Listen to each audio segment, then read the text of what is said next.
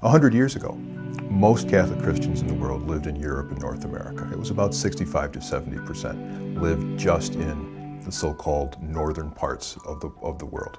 100 years later, that percentage has inverted. The majority of Catholics worldwide are not in Europe. They're not in the United States. They're in Latin America, Africa, and Asia.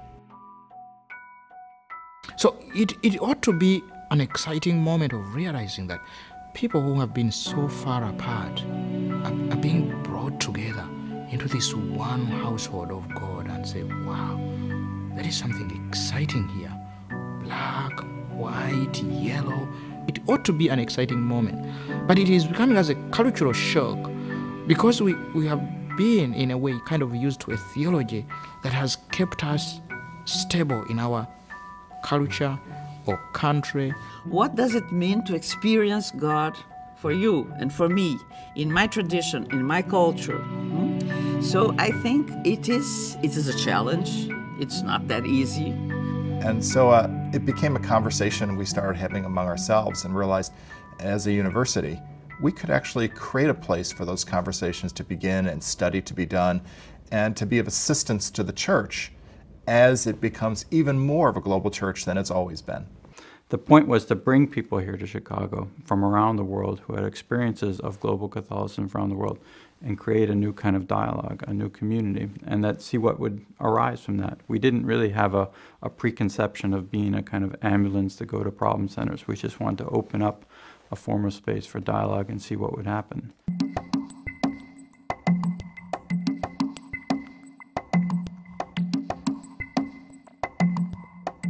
We think of the Catholic Church as a Eurocentric church, but of course in its origins it wasn't at all. In its origins it's a Middle Eastern church. This is a reminder of what Catholicism has been about all along, in a way of coming together of a people that are neither Greek or Jew, male, female, drawn, if you like, from all parts of the globe. Certainly, I think the early church thought of themselves as a new people, drawn out of all the existing peoples and tribes of the ancient world, and that in so doing, God had done something new. It had created a new race, a new community that drew from every existing form of human expression and yet held them together in a deep and a significant unity.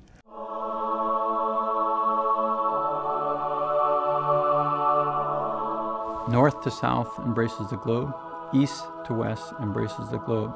In the history of Christianity, there's never been a point in which there hasn't been movement from one direction to another. And it creates very complex conversations about conceptions of God, about how church gets organized, how leadership is exercised, how the group prays.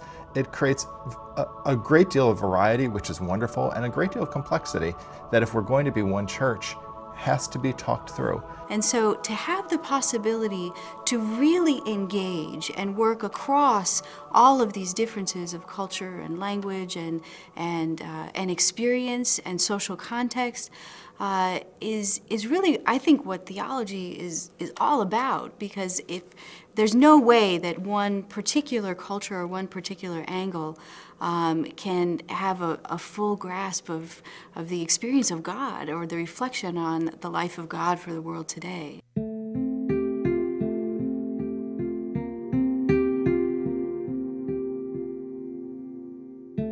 It's a really thrilling experience to meet someone who works in Rome side by side with an American theologian, or someone who is in Sao Paulo as a theologian that's never met a theologian from Germany working on the same topic.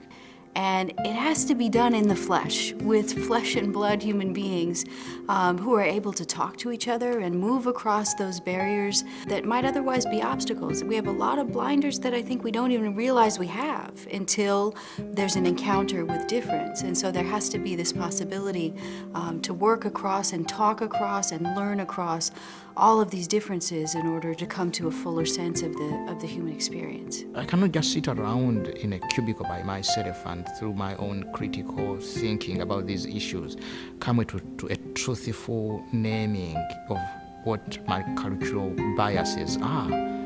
I just need to come in contact with somebody like you and then say, I never thought about that. I never realized that was the case, that sort of thing. And that's why an opportunity for a conversation that brings together people from different cultural backgrounds, different assumptions, different traditions within the same conversation can be such a blessing and such a gift. You have to make an effort to enter and to listen to the other, and to, without prejudices, not saying, oh, he is wrong, he is lost. It's not just about me expressing myself, but it's about me being enriched by the gift that the other is, building on that, and growing as a person in order to come to a much deeper expression of who I am. What's a characteristic of the mosaic? When you get too close, you don't see the figure. If you take distance, then you see. There is a whole, there is a totality, there is a harmony. Catholic, in the sense of universal, has to be like that. To accept the different pieces, even if they are broken, even if they are partial, and put them together. And then, when you look at it, you have the totality of the picture. I think the center, the vocation of the center is a little bit like that.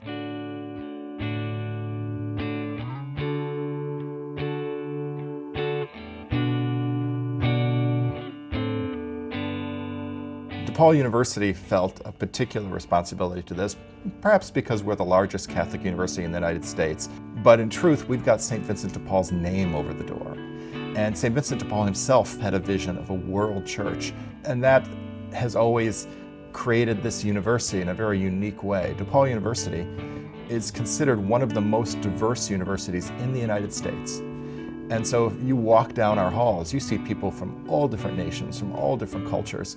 And we've learned over time how to create one community out of great diversity and difference.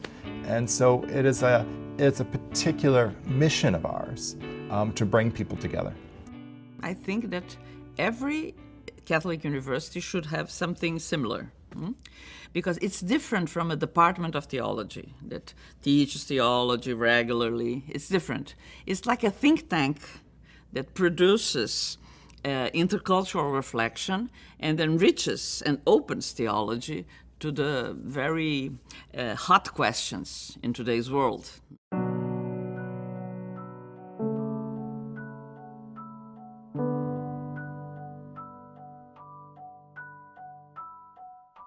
It's not just a question of give and take. It's a question of what is the dynamic that emerges when there is this atmosphere of trust in which we're able to exchange gifts and then express ourselves more fully as a result of our encounter with the other.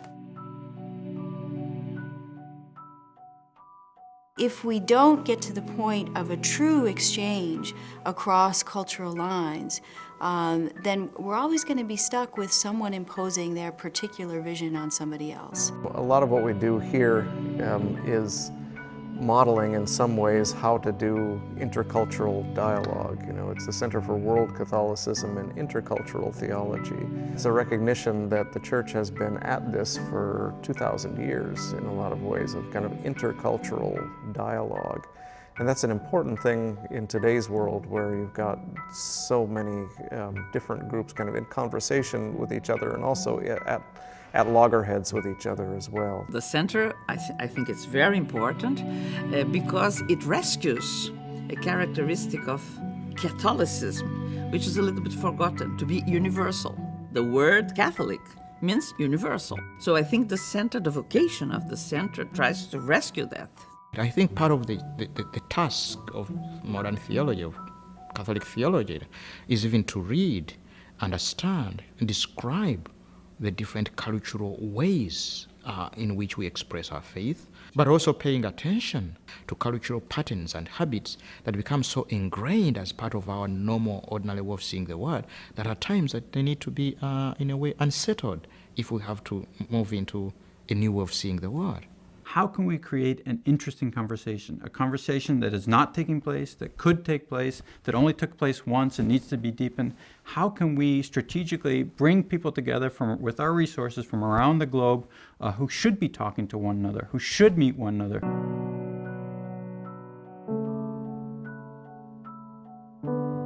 I was 6 years old when the astronauts landed on the moon, and I remember seeing those shots of the Earth from outer space and thinking, where are the lines? You know, because we had a globe in our house where each country was a different color and it had lines around it, borders.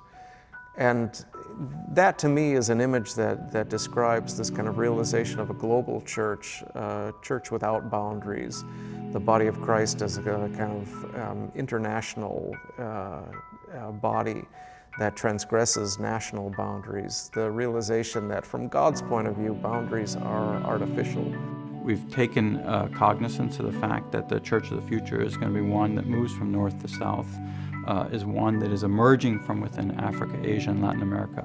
And we wanted to create this space where people could listen to one another, learn from one another, be in communion with one another here in one place in Chicago, and begin to reflect on the shape of the church, the meaning of the church, the voice out of these many voices of the church as it becomes more southern.